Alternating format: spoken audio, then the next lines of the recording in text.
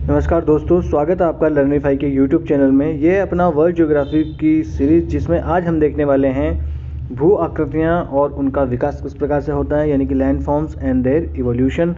पिछला जो लेक्चर था उसमें हमने देखा था कि किस प्रकार से भू आकृतिक प्रक्रियाएँ कौन कौन सी होती है, जिसमें हमने देखा था कि अपक्षय, अपरदन, भूस्खलन, इस प्रकार से देखा था। निक्षेपण हमने देखा था, है ना।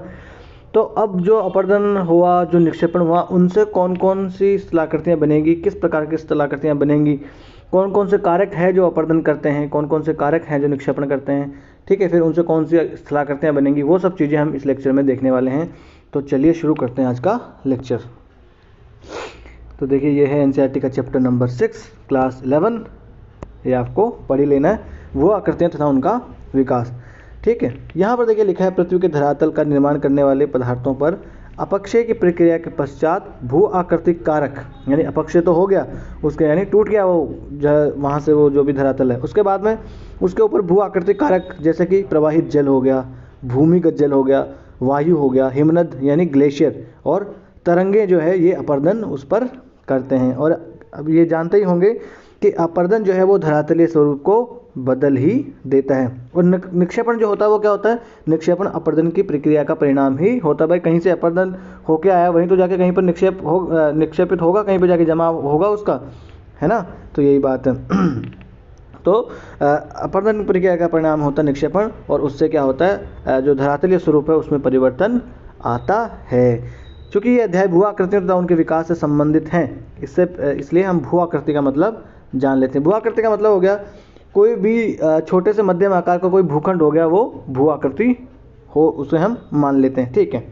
और बहुत सारी भू आकृतियाँ मिलकर कोई एक भूदृश्य बना लेती है, जो बड़ा विस्तृत भाग पर फैला हुआ होता है। और कोई भी भू आकृति होगी, उसका अपना एक भौतिक, उसकी एक आकृति होगी, और उसका आकार भी एक होगा, उसके कुछ पदार्थ भी होंगे, जो कि कुछ न कुछ भू आकृति जो प्रक्रियाएं हैं और उनके द्वारा, उनके कारकों द्वारा निर्मित होते ही हैं। कोई भू आकृति प्रक्रिया मतलब अपरदन हो गया, निक्षेपण हो गया। कारक मतलब हिमनद हो गया, नदी मतलब जल हो गया, पानी वायु हो गया, इस प्रकार से तरंगे हो गई, वो हो गए कारक, ठीक है ना। इसी कारण उनके आकार बनने में लंबा समय लगता है, इसलिए इनका आकार जो है ये जो बनता है उसको बहुत लंबा समय लगता है, कोई एक दिन का काम नहीं होता। प्रत्येक भू आकृति का एक प्रारंभ होता है। कोई भी भू आकृति होता है उसका कोई एक बार कहीं ना कहीं शुरुआत होगी। भाई मान लो यहाँ से अपरदन हुआ है, कहीं से अपरदन होकर गड्ढा बन गया है, तो उस गड्ढे की शुरुआत कहीं से तो हुई होगी। पहले धीरे छोटा सा पहले अपरदन होकर शुरुआत हुई होगी उसकी, फिर वो बड़ा बड़ा होकर फिर वो फैलाव हो गया होगा उसका, है ना। इस प्रकार से भू आकृतियों के एक बार बनने के बाद उनमें जो है उनकी आकृति में बदलाव भी आता रहता है। क्यों? क्योंकि देखिए पहले क्या होगा, पहले छोटा सा अपरदन होगा, फिर वही बड़ा हो जाएगा, एक तरीके की वी आकार की घाटियाँ वो बन जाती है ना। फिर गोर्ज बन जाएगा, कैनियन बन जाएगा, इस प्रकार की चीज़ें बन जाएगी, है ना। जलवायु संबंधी बदलाव तथा वायु राशियों के ऊर्ध्वाधर अथवा क्षैतिज संचलन के कारण भू आकृतिक प्रक्रियाओं की गहनता से या स्वयं ये प्रक्रियाएँ स्वयं परिवर्तित होती रहती है। तो जलवायु संबंधी परिवर्तन हो गया, भाई बारिश ज़्यादा कम, है ना, तापमान ज़्यादा कम, ठीक है। फिर जो वायु राशियाँ चल रही है, हवाएं चल रही है क्षैतिज रूप से, इस प्रकार से, है ना, जो वायु राशियाँ चल रही है उनकी वजह से भी भाई यहाँ से है कटाव करके जो वायु राशियाँ धूल को लेगी दूसरी जगह जमा कर दी, और वहाँ पर बालू टिब्बों का निर्माण हो गया, इस प्रकार से, है ना। यहाँ से कटाव कर दी तो यहाँ से जो पर्वत जैसा था वो कट के वो पठार के रूप में बन गया हो, इस प्रकार से चीज़ें बन जाती है, ठीक है ना। एक मिनट, स्क्रीन में यहाँ से थोड़ी सी क्लियर कर लूँ। हाँ, यहाँ जो है इनका विकास होता रहता है भू आकृतियों का। तो विकास का अर्थ यही है कि एक जो भू आकृति है वो दूसरी भू आकृति में परिवर्तित होती रहती है, यही इसका विकास होता है, ठीक है ना। अब है जैसे कि भू आकृतियों में के कारकों में हम देखें, सबसे पहले तो प्रवाहित जल हम देख लेते हैं कि प्रवाहित जल जो होता है ना, उससे क्या क्या होता है, उसके अपरदन से कौन कौन सी चीज़ें बनती है, आज के चैप्टर में हम ये देखेंगे। प्रवाहित जल जो है ना, जहाँ आर्द्र प्रदेशों में जहाँ अत्यधिक वर्षा होती है, प्रवाहित जल सबसे महत्वपूर्ण भू आकृतिक कारक होता है। तो भू आकृतिक कारक पूछ ले अगर एग्जाम में, तो क्या है, वही जल हो गया, पवनें हो गई, तरंगे हो गई, हिमानी हो गई, है ना, ये सब चीज़ें भू आकृतिक कारक होते हैं। तो जहाँ ज़्यादा वर्षा होती है वहाँ भू आकृतिक कारक कौन होगा? जल होगा, ठीक है। जो धरातल का निम्नीकरण करने के लिए उत्तरदायी है। निम्नीकरण का मतलब क्या है कि मान लो यहाँ पर ये पहाड़ बने हुए हैं, पहाड़ बना हुआ है, यहाँ से जल बह रहा है, यहाँ से इसका फिर क्या है अपरदन होके फिर एक ज़माने में ये पूरा इस प्रकार से ही ये हो जाएगा, यानी पहाड़ जो है इसका निम्नीकरण हो गया, ठीक है। एक धरातल पर परत के रूप में फैला हुआ प्रवाह हो जाता है और दूसरा एक रैखिक प्रवाह के तौर पर भी होता है, जो एक नदी के रूप में होता है रैखिक प्रवाह हो गया। एक क्या होगा कि पानी भर गया, यहाँ पर बहुत जगह पर पानी भर गया है ना, वो भी हो सकता है। ठीक है, प्रवाहित जल द्वारा निर्मित अधिकतर अपरदित स्थलरूप ढाल प्रवणता के अनुरूप बहती हुई नदियों की आक्रामक युवावस्था से ही संबंधित होते हैं। तो जो नदियाँ 3 भागों में बहती है, एक युवावस्था होती है, एक उसकी प्रौढ़ावस्था होती है, अभी आगे देखेंगे, एक उसकी जहाँ से वो समुद्र से मिलती है, एक वो उसकी अवस्था होती है। ठीक है, तो कालांतर में क्या होता है, जो तेज ढाल लगातार अपर्दन के कारण मंद ढालों में परिवर्तित होते रहते हैं। यानी कि जो ढाल एक ज़माने में इस प्रकार से सीधे हुआ करते थे एक समय में, वक्त में, वो क्या होगा, वो फिर धीरे धीरे क्या होता जाए, मंद होते जाएंगे। यहाँ से क्या होगा भाई, ये नदी जो है, नदी यहाँ से कटाव करती रहेगी, नदी यहाँ से कटाव करती रहेगी, तो फिर एक टाइम में यहाँ से जाएगी नदी, फिर यहाँ से बहने लगेगी, फिर कटाव करते करते यहाँ से बहने लगेगी, और तब तक कटाव करती रहेगी जब तक इस वाले लेवल के बराबर ये नदी नहीं बहने लगेगी। इस प्रकार से फिर ये नदी बहने लगेगी। तो ये जहाँ से इतना ऊंचा था ये पर्वत, वो कितना ऊंचा रह जाएगा, इतना ही ऊंचा रह जाएगा, यहाँ से बहने लगेगी ये नदी, है ना। ठीक है, हो गया ये, यहाँ तक समझ में आ गई बात आपको? ठीक है, हाँ जी। जिसमें निक्षेपण आरंभ होता है और तेज ढाल से बहती हुई सरिताएं भी कुछ निक्षेपित भू आकृतियाँ बनाती है। तो इससे क्या होगा, फिर ये जहाँ से जो कटा हुआ वो आगे जाके निक्षेपित हो जाती है, और वो निक्षेपण होने के बाद भी कुछ भू आकृतियों का निर्माण होता है। वो सब के बारे में हम आगे जानेंगे। नदियों के मध्यम तथा धीमे ढाल पर बने आकारों की अपेक्षा बहुत कम होते हैं। नदियों के मध्यम तथा धीमे ढाल पर बने आकारों की अपेक्षा बहुत कम होते हैं। प्रवाहित जल का ढाल जितना मंद होगा उतना ही अधिक निक्षेपण होगा। यानी कि अगर मान लो ये यहाँ पर जो है ज़्यादा ढाल है, तो यहाँ पर क्या होगा, नदी जो है वो जल्दी से स्पीड से यहाँ पर बहेगी, और यहाँ पर क्या होगा, अपर्दन नहीं होगा, क्योंकि ढाल है, पानी यहाँ पर रुकेगा नहीं। तो यहाँ पर ढाल की वजह से तीव्रता के साथ यहाँ जो अवसाद इसके साथ होंगे उनको नदी अपने साथ बहा कर ले जाएगी। परंतु मान लीजिए जो है इसकी ऊंचाई जो है यहीं तक रह जाती है, यहीं तक इसकी ऊंचाई रहेगी, तो अब जो है थोड़ा ढाल कम हो गया तो नदी जो है धीरे धीरे विसर्ग करती हुई आगे बहेगी, और यहाँ पर आपने आसपास के जो किनारे हैं वहाँ पर ये निक्षेपण करती जाएगी। समझ में आ रही है ना आपको बात? अब अगर आप गांव से संबंध रखते हैं तो आपने पानी फसलों में जाते हुए देखा होगा कि किस प्रकार से वो अपने साथ थोड़ी मिट्टी बहा के ले जाती है, और जहाँ जहाँ है उस पानी की अगर बहाव उसका कम हो रहा है तो उसके बाद में क्या होता है, वहाँ पर वो जमा कर दिया जाता है। कि गांव में से आप देखना, कभी जब बारिश के टाइम होता है, वक्त होता है बारिश का, तो गांव में से वो पानी के साथ बहुत सारा गाद मिट्टी सब उसके साथ चली जाती है, और परंतु वो उस जगह पे जाके जहाँ पर पानी जो है जाके इकट्ठा हो जाता है, वहाँ पर देखना वो थोड़ी मिट्टी का निक्षेपण कर देते हैं, वहाँ पर गाद इकट्ठा हो जाती है। आपने अवश्य गांव में देखा ही होगा अगर आप गांव से संबंध रखते हैं तो। ठीक है, प्रवाहित जल का ढाल जितना मंद होगा उतना ही अधिक निक्षेपण होगा, ये हमने देख लिया। जब लगातार अपर्दन के कारण नदी तल समतल हो जाए तो अधोमुखी कटाव कम हो जाता है और तटों का पार्श्व अपर्दन बढ़ जाता है। देखिए एक एक वर्ड यहाँ समझना आवश्यक है, क्योंकि वहाँ पर सेंटेंस में अगर पार्श्व अपर्दन दे दिया, ये सब चीज़ें दे दी, तो आप कंफ्यूज होगा कि ये पता नहीं कौन सी चिड़िया का नाम आ गया, और यही फिर क्वेश्चन जो है आपका आपसे सॉल्व फिर नहीं होगा और आप पीछे रह जाओगे। देखिए जब ढाल होता है ज़्यादा तो नदी जो है वो सीधा आएगी, कटाव कैसा करेगी, वो अभिलंब रूप से और इस प्रकार से वर्टिकल रूप से वो कटाव करेगी। ठीक है, परंतु जब नदी जो है उसका ढाल कम हो जाता है तो नदी जब बहने लगती है तो वो इस प्रकार से विसर्प करती हुई नदी बहती है, और फिर वो कटाव कहाँ करेगी, इस प्रकार से इसका पार्श्व कटाव वो करेगी, ना कि वर्टिकल कटाव के बजाय यहाँ से वो कटाव करेगी, यहाँ से कटाव करेगी, यहाँ से कटाव करेगी, है ना, इस प्रकार से। ठीक है, ये समझ गए इसका मतलब।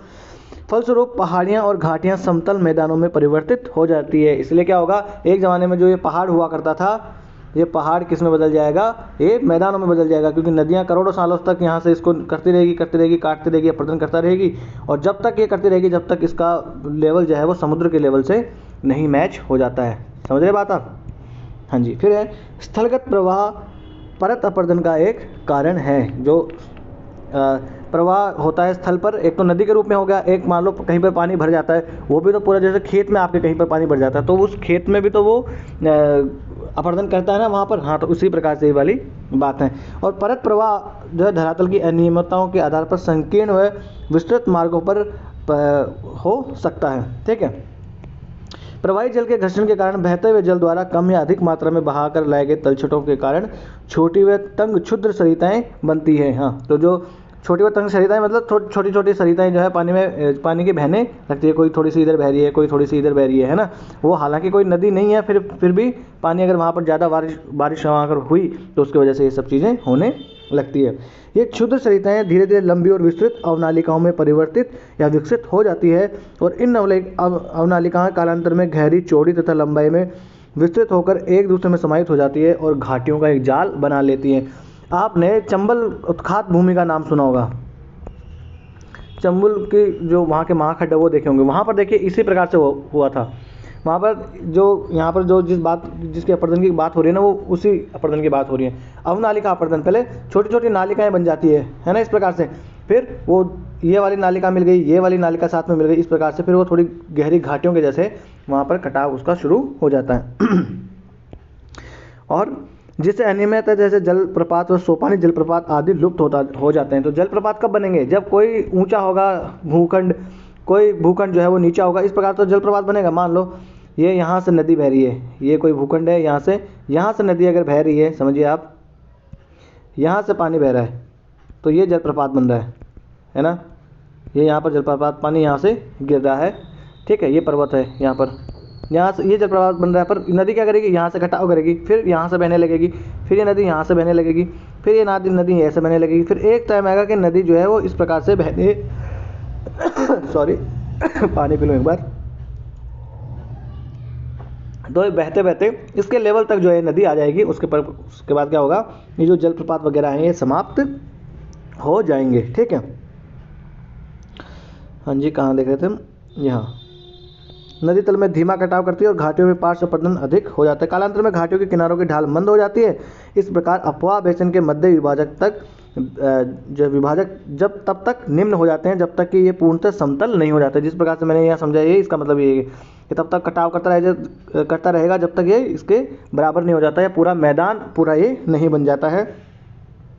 और अंततः एक धीमे उच्चावच का निर्माण होता है जिसमें यत्र तत्र अवरोधित चट्टानों के अवशेष दिखाई देते हैं, जिन्हें मोनाडोनोक कहते हैं, है ना। जिन्हें क्या कहते हैं? मोनाडोनोक कहते हैं। देखिए मैं इस मोनाडोनोक की आपको यहाँ पर दिखाने वाला हूँ पिक्चर। देखिए ये है मोनाडोनोक। यहाँ से क्या हुआ करता था पहले? देखिए इससे भी ऊपर तक हुआ करता था पहाड़, है ना। यहाँ से नदियाँ बहती होगी इस प्रकार से। फिर क्या हुआ?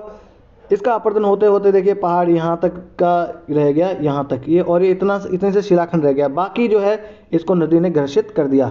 ये जो है यहाँ से नदी अब बहती है और एक यत्र तत्र जो है यहाँ से नदियाँ बहती है। ये कहीं कहीं जो है ऐसे चट्टानों की जो कठोर चट्टानें हैं वो बची रह गई, इन्हें ही क्या कहते हैं? मोनाडोनोक कहते हैं। और ये जो मैदान हो गया इन्हें पेनीप्लेन कहते हैं। क्या कहते हैं इन्हें?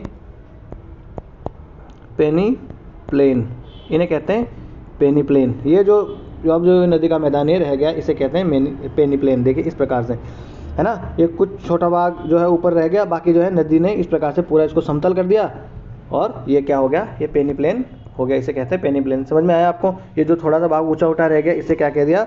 इसे मोनाडोनोक कह दिया। देखिए ये मोनाडोनोक क्या होता है? ये मैच करने के लिए ऐसे यूपीएससी और पीसीएस में यहाँ से क्वेश्चन बन सकते हैं। और नदी अपरदन के द्वारा बने इस प्रकार के मैदान संप्राय मैदान या इन्हें पेनीप्लेन भी कहते हैं। तो इन्हें इंग्लिश में पेनीप्लेन कह देते हैं और हिंदी में संप्राय मैदान कह देते हैं। तो ये आप यहाँ पर याद रख लीजिएगा, ठीक है। और यहाँ पर जो स्थलरूप बनते हैं उनका अब थोड़ा सा यहाँ पर विवरण दे दिया गया है। देखिए युवावस्था, अब नदी जो बहेगी वो 3 भागों में बहेगी। एक युवावस्था, एक प्रौढ़ावस्था और एक है वृद्धावस्था, ठीक है ना। तो जो युवावस्था मतलब नदी यहाँ से बनना सिर्फ शुरू हुई है, अभी तक पहाड़ों से निकलना शुरू हुई है, वो है उसकी युवा अवस्था, है ना। इसमें क्या होता है? नदियों की संख्या इसमें बहुत कम होती है और ये नदियाँ उथली वी आकार की घाटी बनाती है जिनमें बाढ़ के मैदान लगभग अनुपस्थित या होते भी हैं तो बड़े संकरे होते हैं ना। क्योंकि नदी अब तक यहाँ पर शुरू ही हुई है तो यहाँ पर बाढ़ के मैदान वगैरह यहाँ पर नहीं पाए जाएंगे।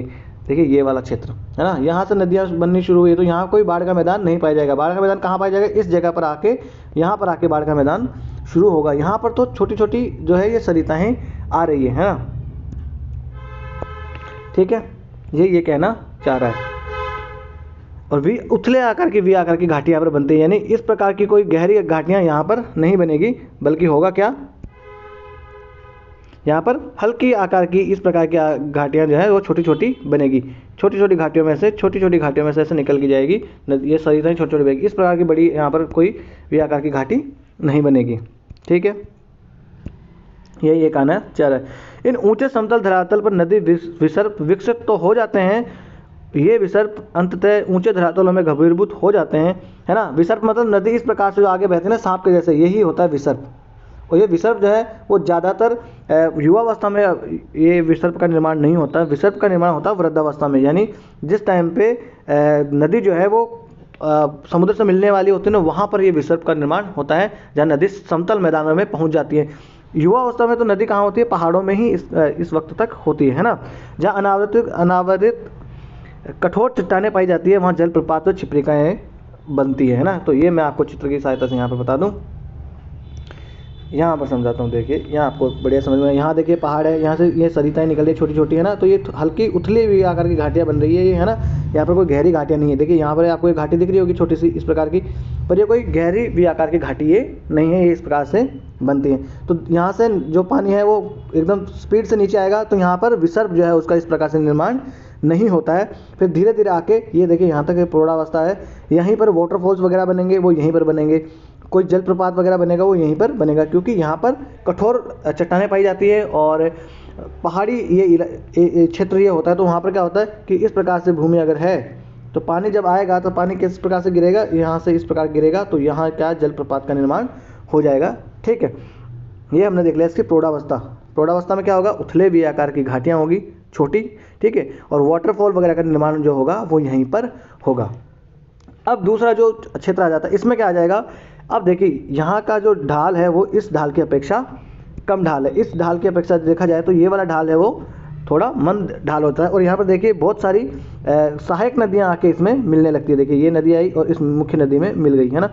इस प्रकार से नदियाँ इसमें आके मिलने लगती है। और अब जो घाटी यहाँ पर बहुत ही गहरी घाटी हुआ करती थी, पतली घाटी हुआ करती थी संकरी, वो यहाँ पर आके थोड़ी ब्रॉड घाटी बनने लगती है, ठीक है। और रिवर जो है वो यहाँ पर आके विसर्प करने लगती है थोड़ी थोड़ी। देखिए यहाँ पर ये विसर्प शुरू हो गया ना, तो यहाँ पर आके थोड़ा विसर्प शुरू करने लगती है और वी आकार की घाटी यहाँ पर, इस बार गहरी घाटी वी आकार की बनने लगती है यहाँ पर, ठीक है। अब आ जाता है तीसरा चरण, ये प्रौढ़ावस्था, यानी यहाँ पर जवानी में होती है, ठीक है। ये प्रौढ़ावस्था हो गई और ये हो गई इसकी वृद्धावस्था। अब यहाँ की वृद्धावस्था मतलब अब जो नदी है वो समुद्र से मिलने वाली होती है, तो सबसे ज़्यादा जो विसर्प नदी का होता है वो इसी में होता है, क्योंकि अब नदी जो है वो इस प्रकार से जो यहाँ पर इस प्रकार से गहराई में काट काट के वो जो अपर्दन कर रही थी वो नहीं कर पाती है, क्योंकि समतल यहाँ पर मैदान हो जाता है थोड़ा। इसकी वजह से नदी क्या होती है, विसर्प बनाती है और पार्श्व कटाव करती है। देखिए यहाँ से कटाव करेगी, यहाँ से कटाव करेगी, है ना, यहाँ से कटाव करेगी, तो ये हो गया पार्श्व कटाव, ये करने लगती हैं। और ये है डेल्टा, यहाँ से आके समुद्र में मिल जाती है ना। यहाँ पर फ्लैट जो वैली का निर्माण होता है ना, एकदम वी आकार की गहरी घाटियों का निर्माण यहाँ पर नहीं होता। जो बाढ़ के मैदान है वहाँ यहाँ पर मैदान, ये नदी का बाढ़ के मैदानों का निर्माण होता है, ठीक है। और यहाँ पर मार्शी एरिया बन जाता है। ये जो क्षेत्र है ना, ये मार्शी मतलब दलदली एरिया। क्यों? क्योंकि नदी जो है यहाँ पर बहुत सारी वितरकियों में बट गई है ना। अब नदी में इतना कोई ढलान रहा नहीं है जिसकी वजह से नदी एक जो है एक धारा के रूप में चले, तो इसलिए नदी यहाँ पर बहुत सारी इनमें वितरिकाओं में बढ़ जाती है, जिसकी वजह से क्या होता है कि यहाँ पर दलदली क्षेत्र का निर्माण भी हो जाता है। और यहीं पर जो है ये कोस्टल एरिया, समुद्री एरिया, यहाँ से समुद्र से नदी मिल जाती है ना। यहाँ पर एक बार आप देख लीजिए, इस चित्र में आप देख लीजिए, ये देखिए यहाँ से पहाड़ी एरिया है, पहाड़ी इलाका है, पहाड़ी क्षेत्र से नदियाँ बन के आती है, ग्लेशियर वगैरह यहाँ पर है ना। अगर भारी बारिश होती है उसकी वजह से ये नदियाँ बन के आती हैं यहाँ पर, ठीक है। फिर यहाँ पर वाटरफॉल वगैरह का निर्माण होता है ना, जलप्रपात वगैरह का निर्माण होता है। यहाँ पर देखिए ये झीलें पाई जाती हैं, यहाँ से भी नदियाँ निकलती हैं, ठीक है। जब नदियों के बारे में हम देखेंगे तो मैं बताऊंगा आपको कि कौन सी नदी कौन सी झील वगैरह से निकलती है, जो ताल है ना उनसे निकलती है, ठीक है। फिर आ जाते हैं यहाँ पर, देखिए और बहुत सारी सहायक नदियाँ आके इसमें इस प्रकार से मिलने लगती हैं। ये प्रौढ़ावस्था इसकी हो गई है। फिर यहाँ पर धीरे धीरे इसका जब ये विसर्प करने लगी है नदी, तो यहाँ पर इसके फ्लड प्लेन यानी बाढ़ के मैदान जो है वो यहाँ पर इसके बनने लगते हैं और ये इसकी सहायक नदियाँ यहाँ पर आके मिलने लगती हैं।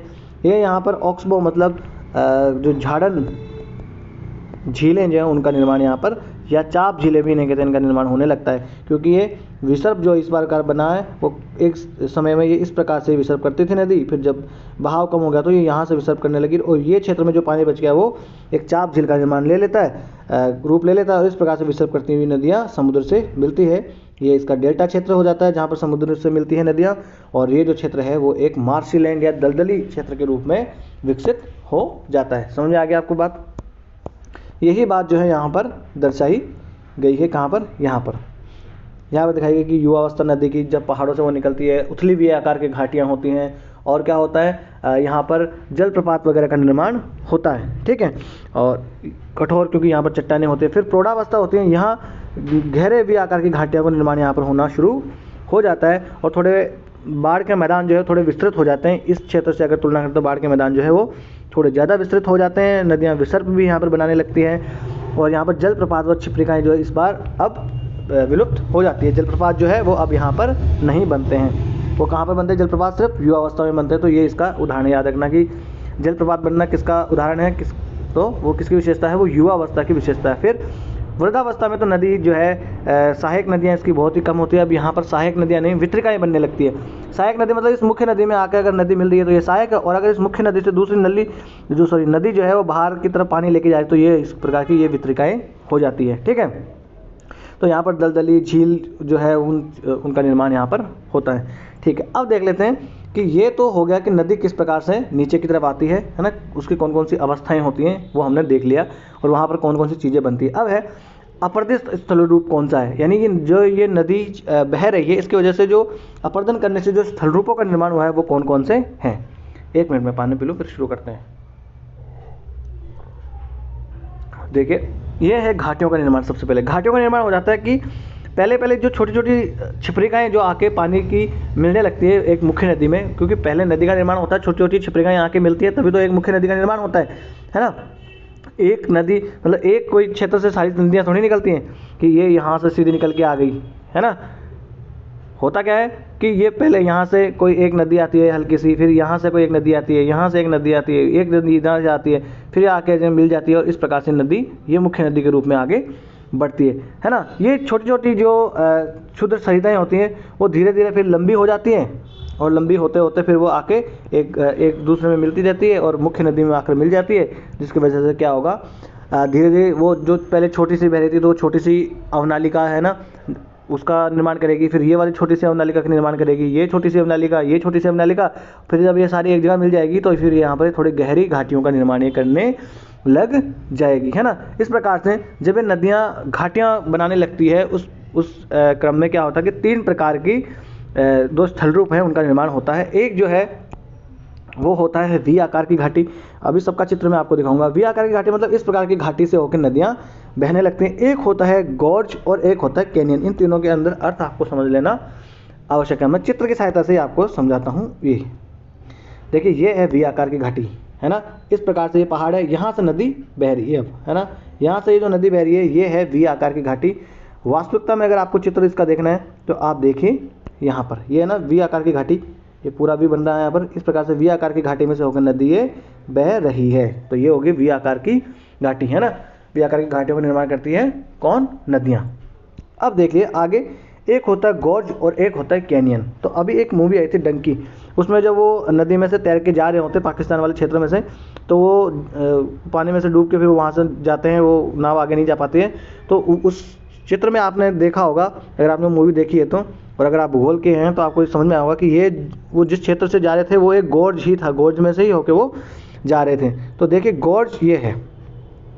गॉर्ज में क्या होता है कि सीधी खड़ी इसकी चट्टानें, ये जो ढाल होता है वो एकदम सीधा होता है गॉर्ज में। देख लीजिए, इसमें आप देख लीजिए ये सीधा ऐसे गॉर्ज बना हुआ ना, ये ढाल एकदम सीधा है और यहाँ से नदी होकर बह रही है। तो ये है गॉर्ज का निर्माण। यहाँ से नदियाँ जो है गॉर्ज का निर्माण करती है। पहले नदी देखिए यहाँ से बहती होगी ऊपर से, फिर समय के साथ ये नदी क्या करने लगी, ये कटाव कर करके फिर ये नदी यहाँ से बहने लगी होगी, फिर ये यहाँ से जाते हैं नदी बहने लगी, फिर ये यहाँ से बहने लगी, फिर यहाँ से आज देखिए नदी यहाँ से इस प्रकार से बह रही है। तो ये समय के साथ इतना कटाव कर करके यहाँ तक पहुँची है। तो यहाँ पर सीधे खड़े ढाल वाले जो है यहाँ पर ढालों का निर्माण करता है गॉर्ज। अब कैनियन क्या होता है? कैनियन मैं बता दूँ, कैनियन और गॉर्ज जो है वो एक जैसे ही होते हैं, अगर ऐसे ज़्यादा उनमें अंतर भी नहीं होता, पर एक माइनस सा इनमें अंतर क्या होता है कि गॉर्ज में जहाँ सीधी खड़ी जो है वो ढाल होती है उसमें क्या होता है, ये जो कैनियन है इसमें थोड़ा सा ऊपर वाला क्षेत्र है वो थोड़ा चौड़ा हो जाता है। देखिए यहाँ पर है ना ये, तो यहाँ का देखिए ऊपर वाला क्षेत्र थोड़ा चौड़ा, और गॉर्ज में क्या था देखना यहाँ से देखिए, गॉर्ज में क्या है, ढाल जो है एकदम सीधी है ना, इस प्रकार से पूरा इस प्रकार से होता है गॉर्ज। और कैनियन में क्या है, कैनियन में देखिए थोड़ा सा इस प्रकार से होता है, हालांकि वी आकार की घाटी जितना तो नहीं होता, वी आकार की घाटी जितना तो ये हालांकि इसमें नहीं होता, परंतु इस प्रकार से थोड़ा होता है ये, है ना। ये देखिए कोलोराडो रिवर का ये ग्रैंड कैनियन है, मैंने आपको पहले भी बताया था ये वाला। तो कैनियन में थोड़ा देखिए इसकी ढाल जो है ना इस प्रकार से है ना, दिख रही है आपको ये ढाल थोड़ा सा इस प्रकार से इसकी ढालें बनी हुई है, जबकि गोर्ज में एकदम सीधा होता है, वर्टिकल खड़ी ढालें उसमें होती हैं, है ना। ये देख लिया। अब मैं आपको यहाँ से पढ़ के बता देता हूँ, क्योंकि वर्ड्स जो है वो आपको समझ में आने चाहिए। तो यहाँ पर देखिए वी आकार की घाटी बनती है, गोर्ज और कैनियन का निर्माण ये करती है। गोर्ज एक गहरी संकरी घाटी है जिसके दोनों पार्श्व जो है तीव्र ढाल के खड़े होते हैं। देखिए ये देखिए गोर्ज यहाँ पर दिखाया गया है, ये होगेनिकल जगह है, और यहाँ पर गोर्ज का निर्माण कर रही है कावेरी नदी, ये धर्मपुरी तमिलनाडु में है। तो इसमें देखिए इस प्रकार से खड़ी ढाल होती है, ठीक है। और एक कैनियन जो है उसके किनारे भी खड़ी ढाल वाले ही होते हैं, और यह भी गोर्ज की भांति ही गहरी होती है। देखिए ये कैनियन यहाँ पर दिखाया गया है, वो भी गोर्ज के जैसी गहरी होती है, परंतु गोर्ज की चौड़ाई इसके तल व ऊपरी भाग में लगभग एक समान होती है। यानी यहाँ से इसकी चौड़ाई और यहाँ से चौड़ाई एक समान ही लगभग होती है गोर्ज में, यानी कि सीधा वर्टिकल खड़ा होता है ना, इस प्रकार से, ठीक है। इसके विपरीत कैनियन तल की अपेक्षा ऊपरी भाग में अधिक चौड़ा होता है। तो कैनियन देखिए यहाँ से कम चौड़ा है और यहाँ से ये ज़्यादा चौड़ा है, इस प्रकार से दिख रहा है ना आपको कैनियन ये। हाँ, तो ये कैनियन की जो ऊपरी भाग है वो ज़्यादा चौड़ा होता है उसके तल से, ये थोड़ा सा इनमें फ़र्क है। वास्तव में कैनियन गोर्ज का ही एक दूसरा रूप है, इसी गोर्ज का ही दूसरा रूप है ये कैनियन। चट्टानों के प्रकार और संरचना पर घाटी का प्रकार निर्भर करता है कि कौन सी जगह पर चट्टानें जो मुलायम है कि हार्ड रॉक्स है, इन पर भी निर्भर करता है। जैसे कि कैनियन का निर्माण जो होता है अवसादी चट्टानों के क्षैतिज संस्करण में पाए जाने से होता है, और गोर्ज का निर्माण जो है वो कठोर चट्टानों की वजह से होता है ना। चट्टानें कठोर है तो इस प्रकार से ये कटाव नहीं कर पाते, सीधा सीधा जैसे यहाँ पर इसको मुलायम चट्टानें मिल गई इसलिए यहाँ पर ये कटाव कर पाया। परंतु यहाँ पर देखिए ये आपको दिख रहा होगा थोड़ा इस प्रकार से पूरा अवसादी चट्टानों की एक लेयर दिख रही होगी, यहाँ पर आपको दिखेगा, यहाँ पर देखिए ये चट्टानों की पूरी एक लेयर आपको दिख रही होगी यहाँ पर इस प्रकार से। इस लेयर में जो है अवसादी चट्टानों के यहाँ पर कटाव हुआ है, अपर्दन हुआ है, इसलिए ये इसका कैनियन का निर्माण हुआ है। तो ये आप समझ गए गोर्ज और कैनियन, ठीक है। यही यहाँ पर समझाया गया है पूरा यहाँ तक, ठीक है। अब आ जाते जल गर्तिका और अवनमित कुंडों पर। तो ये जो पॉट होल हैं और जो प्लंज पूल्स हैं, तो इंग्लिश में भी थोड़ा इनका नाम याद रखने की कोशिश करना, क्योंकि वहाँ पर पता नहीं जल गर्तिका की जगह क्या लिखा आ जाए। तो पॉट होल्स और जो प्लंज पूल्स जो है वो क्या होता है ये देख लेते हैं। होता क्या है कि जब नदी, यहाँ पर चलिए मैं आपको चित्र के साथ समझाऊंगा तब आपको समझ में आएगा। नदियाँ क्या होती है, जब पहले आप समझते ये समझिए आप, प्लंज पूल्स जो है ये समझिए आप। नदियाँ देखिए यहाँ से नदी बह रही है, नदी आकर नीचे गिरी यहाँ से, है ना, और यहाँ पर जब गिरेगी तो यहाँ पर इसका सीधा आकर गिरेगी, तो पानी की उसकी वजह से दाब की वजह से यहाँ पर गहरी थोड़ा गड्ढा यहाँ पर उसका निर्माण हो जाएगा, और इसके साथ जो चट्टानें भी यहाँ आकर गिरेगी। देखिए यहाँ पर आप देख लीजिए, ये जो चट्टानें आपको दिख रही हैं, इन चट्टानों की वजह से यहाँ पर गड्ढा हो जाता है। फिर जब पानी इनके ऊपर से गिरता है तो ये चट्टानें जो है इस तरह से गोल गोल घूम घूम के यहाँ पर एक गड्ढे का निर्माण थोड़ा गहरा हो जाता है। यही होता है प्लंज पूल, है ना। ये किसकी वजह से होता है, ये होता है किसकी वजह से, ये इसकी वजह से होता है कि नदियाँ का जो पानी, नदी का पानी जो है वो झरने से ऊपर से गिर रहा है जलप्रपात से, उसकी वजह से ये हो जा रहा है ना। तो पहले देखिए ये क्या था, ये यहाँ तक बहा करता था। आपको मैं बता दूँ किस प्रकार से नदियाँ जो है वो अपहरण करती है। एक समय था जब ये इस प्रकार से बहता था, ये पानी इस प्रकार से, ये जल इस प्रकार से बहता था, फिर धीरे धीरे जो है ये वाटरफॉल रिट्रीट यानी पीछे की तरफ जाता रहता, और इस आज जो है इस यहाँ से ये बह रहा है, यहाँ से जो चट्टानें नीचे गिरी है और जो पानी का जो दबाव है उसकी वजह से जो है यहाँ पर ये एक गड्ढे सा का निर्माण हो गया है, इसे कहते हैं प्लंज पूल, है ना। ये समझ में आ गया आपको चित्र की सहायता से अच्छे से। अब मैं आपको लेके चलता हूँ अवनमित कुंड में, ये जो है पॉट होल्स में आपको लेके चलता हूँ। अब पॉट होल्स में क्या होता है कि जब पानी ऊपर से गिरता है, और ये होता है मैदानी पर्वतीय जो क्षेत्र है वहाँ पर ही ये होता है। अब देखिए होता क्या है, ये पानी जब ऊपर से गिरता है, पानी जब ऊपर से गिरेगा तो उसके साथ जो चट्टाने के टुकड़े छोटे छोटे आएंगे वो आके ऐसे यहाँ पर गिरेंगे, और पानी के बहाव की वजह से ये जो है ये टुकड़े चट्टानों के इस प्रकार से गोल गोल घूमने लगेंगे पानी के उसमें वजह से, इसके तल पर पानी के बहाव की वजह से। और यहाँ पर अगर मुलायम चट्टानें होगी तो यहाँ पर इस प्रकार से छोटे छोटे ऐसे गड्ढों का निर्माण हो जाएगा, है ना। ये छोटे छोटे गड्ढे घूम घूम के इस प्रकार से आपने देखा होगा किसी नदी क्षेत्र में अगर आप गए होंगे, है ना, तो आपने ये देखा होगा, इस प्रकार से ये पॉट होल्स का निर्माण, छोटे छोटे जो होते हैं गड्ढे, इनका निर्माण हो जाता है। और कालांतर में ये जो गड्ढे हैं वो बड़े होकर पहाड़ी क्षेत्रों में इस प्रकार से बड़े बड़े गड्ढों का निर्माण कर लेते हैं, क्योंकि ये एक दूसरे से मिल जाएंगे, है ना। इस प्रकार से ये निर्माण कर लेते हैं। ये सब होता है पहाड़ी क्षेत्रों में ही ये होता है। तो ये हमने देख लिया अवनमित कुंड यानी कि प्लंज पूल्स और पॉट होल्स के बारे में हमने जान लिया। समझ में आ गया आपको बात? यही पॉट होल्स और प्लंज पूल्स के बारे में लिखा हुआ है यहाँ पर। पहाड़ी क्षेत्रों में नदी तल में अपरदित छोटे चट्टानी टुकड़े छोटे गर्तों में फंसकर वृत्ताकार रूप से घूमने लगते हैं, इस प्रकार से, है ना, घूमते हैं, जिसे जल गर्तिका कहते हैं, है ना, यानी पॉट होल्स, जो मैंने आपको बताया। एक बार छोटे व उथले गर्तों के बन जाने पर कंकड़, पत्थर और गोलाश्म इन गर्तों में एकत्रित हो जाते हैं और प्रवाही जल के साथ घूमते हैं और धीरे धीरे इन गर्तों का आकार बढ़ता जाता है और ये गर्त आपस में मिलकर कालांतर में नदी घाटी इनकी वजह से गहरी और हो जाती है ना, इस प्रकार से। देखिए ये छोटे छोटे थे, ये आपस में जुड़ गए और इस प्रकार से बन जाते हैं और ये पूरी घाटी जो है, ये पूरी की पूरी घाटी जो है वो गहरी यहाँ पर फिर हो जाती है। देखिए ये एक समय में यहाँ पर ये होंगे, ये है ना, इनका कटाव जैसे हो गया अपर्दन, ये नीचे जाते गए और ये घाटी इस प्रकार से ये गहरी इनकी वजह से हो जाती है। समझ में आ रहा है आपको? बस इमेजिन करते रहना, आप पढ़ते वक्त इमेजिन करना बहुत ज़रूरी है, ठीक है। जलप्रपात के तल में भी एक गहरे व बड़े जल कृतिका का निर्माण होता है, जो जल के ऊंचाई से गिरने व उनमें शिलाखंडों के वृत्ताकार घूमने से निर्मित होता है। और जलप्रपातों के तल में ऐसे विशाल व गहरे कुंड क्या कहलाते हैं? अवनमित कुंड या प्लंज पूल्स इन्हें कहते हैं। तो जो मैंने बताया ना, जलप्रपात जो है वहाँ से गिर रहा है, उसके वजह से, और उसके साथ जो पत्थर के जो टुकड़े गिर रहे हैं उसकी वजह से ये इसका निर्माण होता है। देखें यहाँ पर, है ना, यहाँ से ये पानी गिर रहा है और ये पत्थर के टुकड़े गिर, इसकी वजह से ये यहाँ पर घूमने लगता है और यहाँ पर गर्तों का निर्माण हो जाता है। ये प्लंज पूल्स कहलाते हैं, ठीक है। ये मैं आपको बताना चाह रहा था। अब होता है अधःकर्तित विसर्प और गभीरीभूत विसर्प, है ना, एंट्रेंच्ड मियांडर्स। मियांडर का मतलब या विसर्प का मतलब तो मैं आपको बता दूं, विसर्प का मतलब होता है जब नदी इस प्रकार से आगे बहती है तो ये इसको कहते हैं विसर्प। और ये नदी जब अपनी प्रौढ़ावस्था या वृद्धावस्था में आ जाती है तो इस प्रकार से विसर्प ये करती है। तो ये विसर्प करेगी तो यहाँ से ये कटाव करेगी और यहाँ पर क्या करेगी, यहाँ पर निक्षेप ये कर देती है, जो भी गाद वगैरह अपने साथ लाती है उसका निक्षेपण ये कर देती है, ठीक है। और यहीं पर मैं आपको एक चाप झील जो है उसका अर्थ समझा देता हूँ, ठीक है। ऑक्सबो लेक जिसे कहते हैं। होता है कि ये नदी इस प्रकार से बह रही है, फिर आज देखिए नदी यहाँ से बह रही है, यहाँ से समझिए आप, ये नदी जो है, नदी यहाँ से बह रही है, फिर एक समय क्या आएगा कि नदी बहती बहती बहती बहती ये यहीं से इस प्रकार मिल जाएगी, यहाँ पर ये नदी इस प्रकार मिल गई। तो ये वाला जो क्षेत्र रह गया, ये वाला जो क्षेत्र रह गया, आपको मैं समझा दूँ, यहाँ पर ये वाला जो क्षेत्र रह गया, ये है ना, ये क्षेत्र एक इस प्रकार का ये क्षेत्र रह गया ना, ये क्या बन जाएगा, यही चाप झील, इसे ही चाप झील फिर कह देंगे।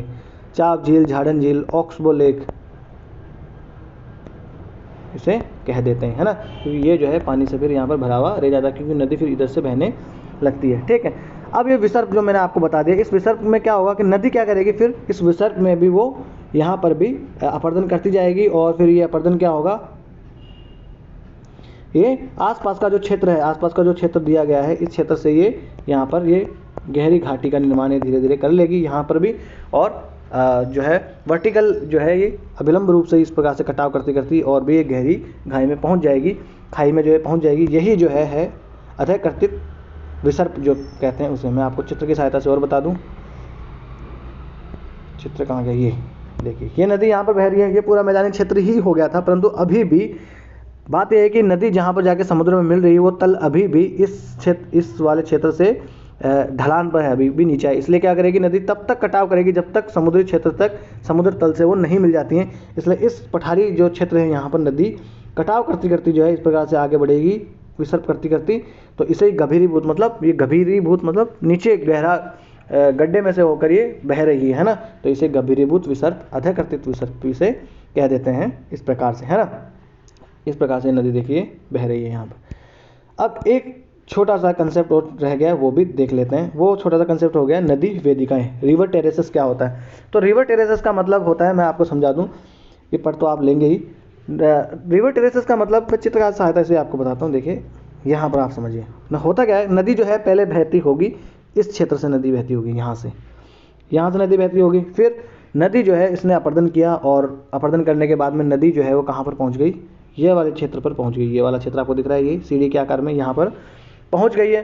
फिर नदी जो है समय के साथ कालांतर में और कटाव करती जाएगी। कटाव करने के बाद में ये नदी बहने लगेगी, यहाँ से बहने लगेगी, यहाँ से बहने लगेगी, ठीक है। और ये जो आपको क्षेत्र दिख रहा होगा पूरा का पूरा, ये जो आपको ये क्षेत्र दिख रहा होगा, ये है इसका बाढ़ का मैदान। इसका बाढ़ का मैदान ये है। जब हम बाढ़ के मैदानों के बारे में जानेंगे तो और इसके बारे में जानेंगे कि किस प्रकार के कितने प्रकार के मैदान जो है बाढ़ के मैदान होते हैं, है ना। तो यह आप चीज़ समझ रहे हैं यहाँ पर। अब ये नदी जो है यहाँ पर विसर्ग करती हुई बह रही है ना। या आज ये नदी यहाँ पर बह रही है, मतलब एक वक्त था जब ये नदी यहाँ से बहा करती थी एक समय में, ठीक है। तो ये जो इसने बनाया है, ये सीढ़ी के जैसे ये बनाया है ना, ये पूरा, इसे ही कहते हैं नदी वेदिकाएं, है ना। तो यही है नदी वेदिकाएं, ठीक है। नदी वेदिका वाला कंसेप्ट समझ में आ गया। कालांतर में नदियाँ जो है वो कटाव करती करती नीचे की तरफ चली जाती है। देखिए नदी एक बार इस वाले क्षेत्र तक बहती होगी यहाँ तक, फिर कटाव हुआ, फिर नदी इस वाले क्षेत्र में बहने लगी, फिर नदी इस क्षेत्र में, और आज नदी जो है इस क्षेत्र में बहती है। तो ये है युग्मित नदी क्षेत्र या नदी वेदिकाएं जो है उसे कहते हैं। युग्मित मतलब इस तरफ से कटाव इस तरफ से कटाव दोनों बराबर है तो युग्मित, और अयुग्मित का मतलब है कि एक जो है नदी का एक किनारा है उसमें ज़्यादा कटाव कर ले, एक में थोड़ा कम हो जाए, तो वो अयुग्मित उसे नदी वेदिकाएं कह दिया जाता है। नदी वेदिकाएं प्रारंभिक बाढ़ मैदानों या पुरानी नदी घाटियों के तलों के चिन्ह है, यानी नदी जो है पहले यहाँ से बहती होगी, ये चिन्ह है उस चीज़ के, ठीक है।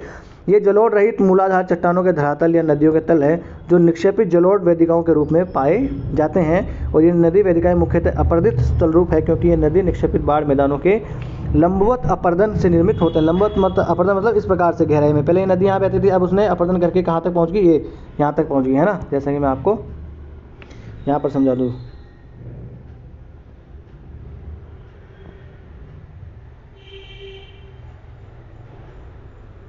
है ना। ये है कि नदी एक वक्त जब था वहाँ पर यहाँ पर बहा करती थी नदी इस प्रकार से, फिर नदी इस प्रकार से बहने लगी। तो ये अपरदन का ही तो दर्शा रही है। तो आज नदी जो कहाँ बह रही है, यहाँ पर बह रही है ना। यही है नदी वेदिकाएं, है ना। यही मैं आपको समझाना चाह रहा था। बस आज का जो है लेक्चर यहीं तक हम रखेंगे, क्योंकि आज हमने देख लिया अपरदन की वजह से कौन कौन से स्थल रूपों का निर्माण होता है। कल का जो लेक्चर होगा उसमें हम देखेंगे कि अपरदन के बाद में क्या होगा, निक्षेपण होगा। तो उस निक्षेपण से, नदी के निक्षेपण से कौन कौन से स्थल रूपों का विकास होगा, वो उसकी नदी की प्रौढ़ावस्था जो है उसका अवस्था है, वहाँ से फिर वो प्रौढ़ावस्था है, फिर उसके वृद्धावस्था तक कौन कौन से जो नदी के जो निक्षेपण रूप है उनका निर्माण होता है, कौन सी भू आकृतियों का निर्माण होता है, वो कल हम देखेंगे। देखिए इनके बारे में जानना बहुत आवश्यक है, एक एक चीज़ के बारे में, क्योंकि सेंटेंस में अगर आपको दे दिया जाए जलप्रपात, आप जलप्रपात का अर्थ नहीं समझोगे तो क्या समझोगे। प्रौढ़ावस्था नदी की, ऐसे दे दिया जाए कि नदी की प्रौढ़ावस्था में वी आकार की घाटियों का निर्माण होता है, या जलप्रपात का निर्माण नदी की प्रौढ़ावस्था में होता है। अगर आपको यही नहीं पता कि प्रौढ़ावस्था में होता क्या है या प्रौढ़ावस्था होती क्या है, तो आप किस प्रकार से बता पाएंगे। तो ये जो है वो बहुत ज़रूरी है आपका, चाहे डायरेक्टली या इनडायरेक्टली क्वेश्चन यहाँ से बनते हैं। तो आज का लेक्चर जो है हम यहीं समाप्त कर लेते हैं। इस लेक्चर की अगर आपको PDF चाहिए तो आप जाइए ये वाले टेलीग्राम चैनल लर्निफाई अनलॉकिंग नॉलेज के नाम से, और यहाँ से आप स्कैन भी कर सकते हैं। वीडियो अगर आपको अच्छा लगा हो तो लाइक कीजिए और चैनल को सब्सक्राइब कर लीजिए। अगर आपको कोई सलाह लेनी हो या कोई सलाह देनी हो तो आप हमें कमेंट्स बॉक्स में लिख सकते हैं, और बड़े ही लोकतांत्रिक ढंग से हम अपने इस छोटे से परिवार को आगे बढ़ाएंगे। नमस्ते, धन्यवाद।